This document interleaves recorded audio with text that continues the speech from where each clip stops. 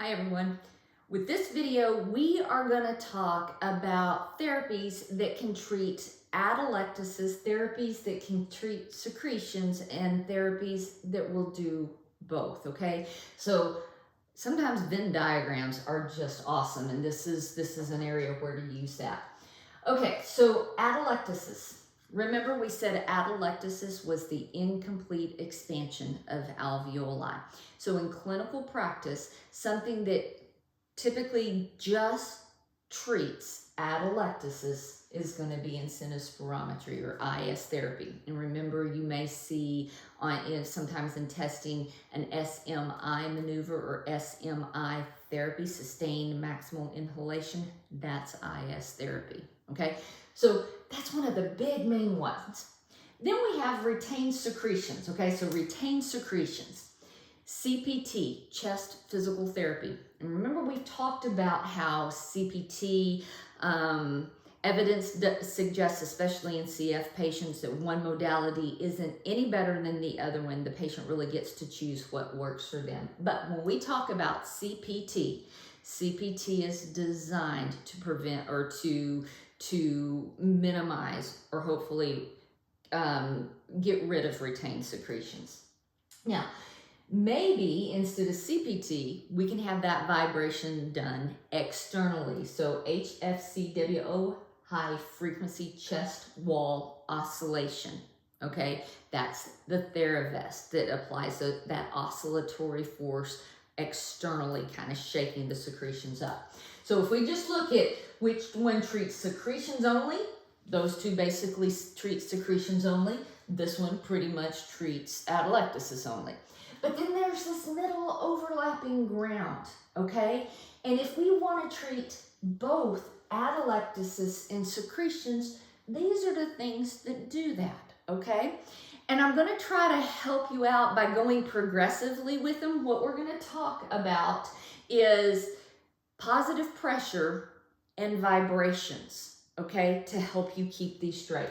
So just coughing, we know what a cough is, right? There's a directed cough and a forced expiratory technique or a huff cough.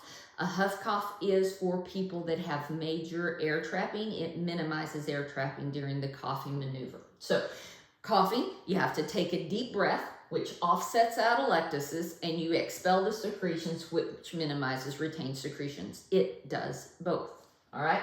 PEP, positive expiratory pressure.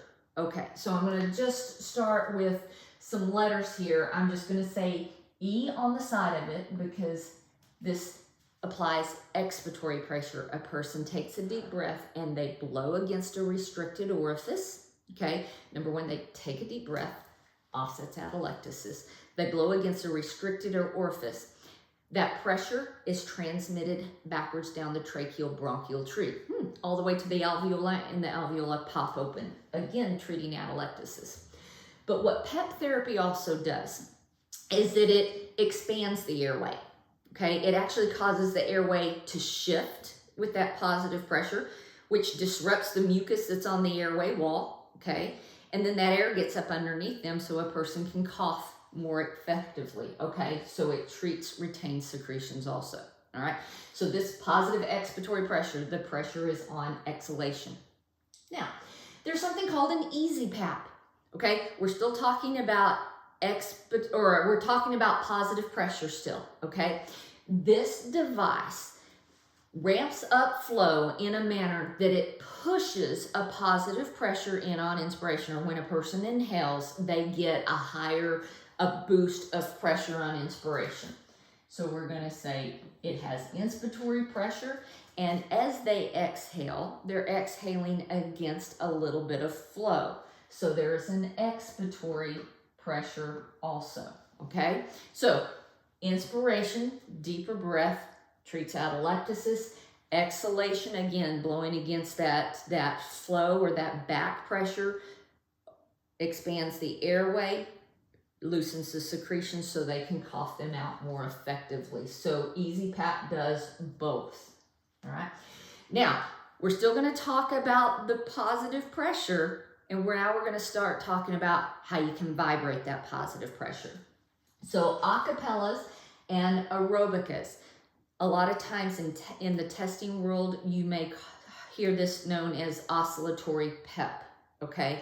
So it oscillates on exhalation. So we have with both of these an expiratory pressure that they're blowing against, a positive expiratory pressure, but there's a flow interrupter or valve that causes vibrations on exhalation also. So when you vibrate the airway, it shakes stuff loose, right? Okay, so that pressure is on exhalation and the vibrations are on exhalation also. So the V is for which one of these vibrate.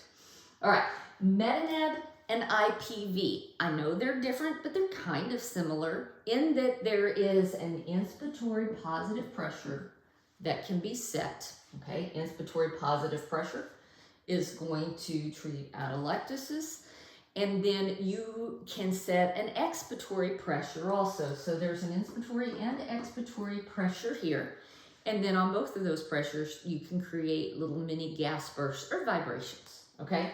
So Metaneb and IPVs are machines that treat both atelectasis and secretions. And then the last one isn't really a machine. It's just getting up and moving, okay? When we are up and active, early mobilization in patients, even your ICU patients, that early mobilization causes you to take deeper breaths, offsets atelectasis, okay? Gets that blood moving, maximizes ventilation perfusion ratios. But when you take good deep breaths and you're moving around, those secretions will move also. So that helps prevent retained secretions. So this is both also. All right, so hopefully this kind of helps classify all those things that are out there that does both treats atelectasis and prevents retained secretions, and it helps you categorize them. Hope this has helped. See you soon.